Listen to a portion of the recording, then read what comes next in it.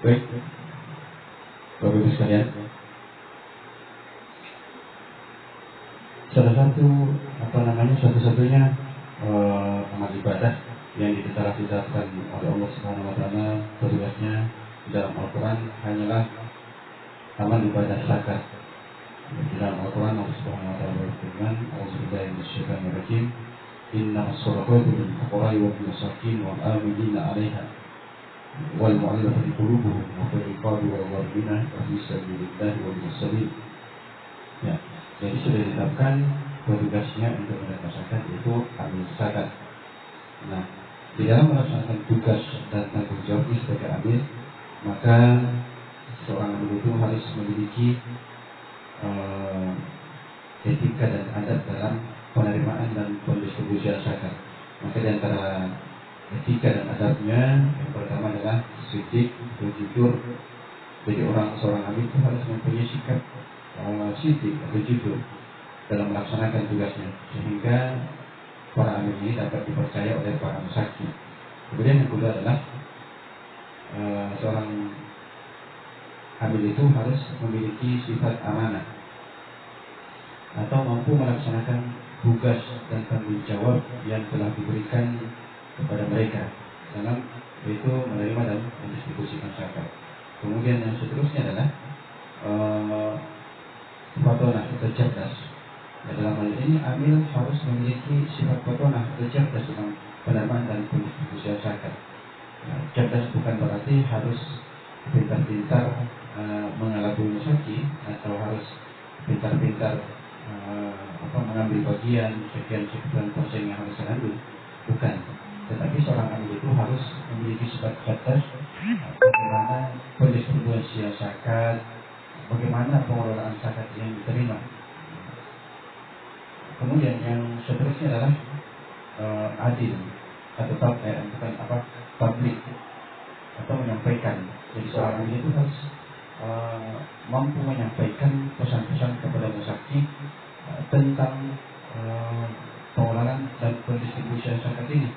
Dan beberapa persen yang harus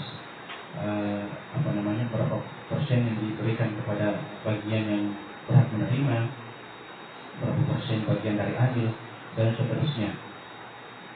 Yang seterusnya adalah adil. Seorang amil itu harus adil. Ya, adil maksudnya adalah mampu mengelola dan mendistribusikan zakat sesuai dengan porsinya. Siapa-siapa yang berhak menerima zakat, bukan berarti seorang amil itu harus harus menentukan siapa yang harus diberikan zakat, misalnya dari keluarga yang dulu atau dari mana, bukan. Tetapi adil di sini siapapun yang berhak menerima zakat, walaupun bukan keluarga tetapi dia berhak, maka itu yang harus diutamakan. Kemudian yang seterusnya adalah seorang amil itu harus mendoakan musaki. Ya, karena itu Allah Subhanahu Wa Taala memerintahkan dalam Al-Quran, "Muslimin amwalihim sadaqatan tutahhiruhum wa tuzakkihim biha wa salli 'alaihim inna salataka sakanun lahum wallahu samii'un 'aliim."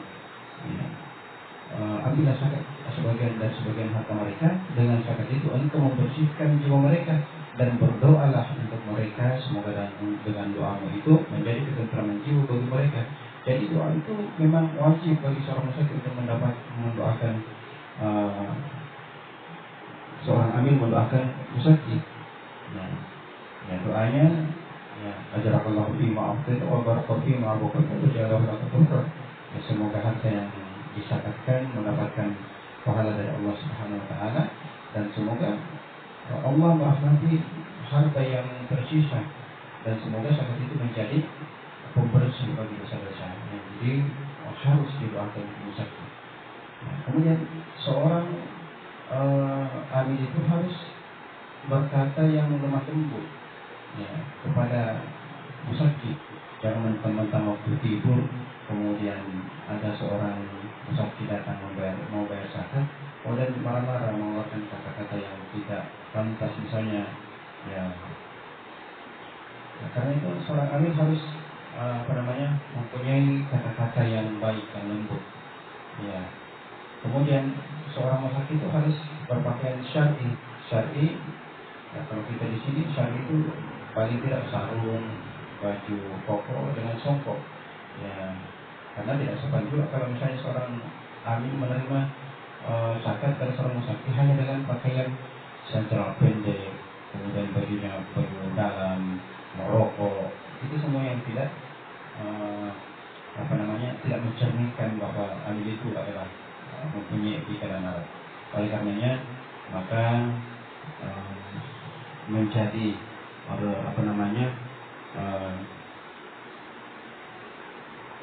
keharusan bagi kita untuk senantiasa memperhatikan apakah pada saat kita membayar zakat amilnya mempunyai sifat-sifat seperti yang dijelaskan tadi. Ya. Kemudian seorang musaki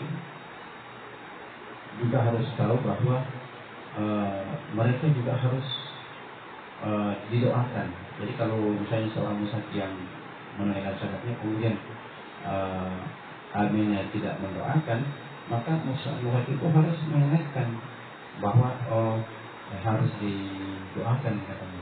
Kita harus didoakan. Saya rasa ini